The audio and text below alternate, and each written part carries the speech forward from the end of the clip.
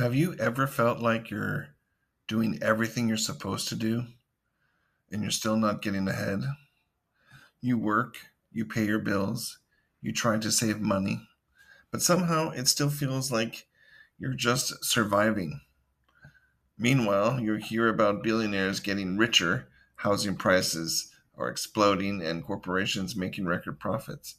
So the question becomes, where is all the money going? And why does it feel harder than ever for ordinary people to get ahead? For a lot of people, the experience is the same.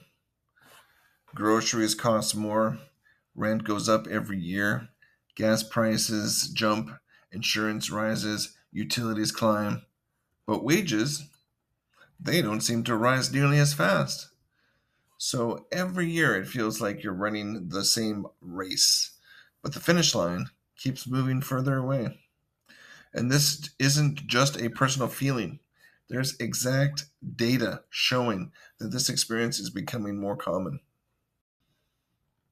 Economists often talk about something called the wealth gap.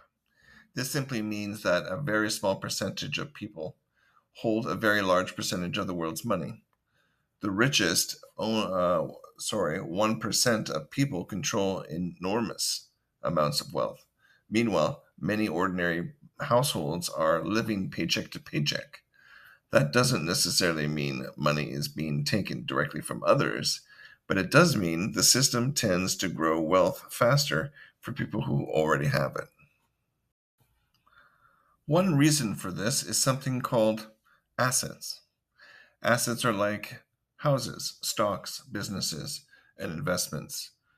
These things often grow in value over time, so if someone owns a lot of assets, their wealth can increase automatically, even while they sleep.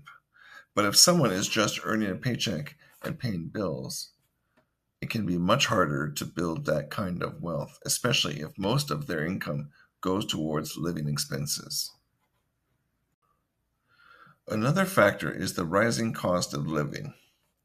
Over the past few decades, some of the most important expenses have been risen dramatically. Housing is a big one.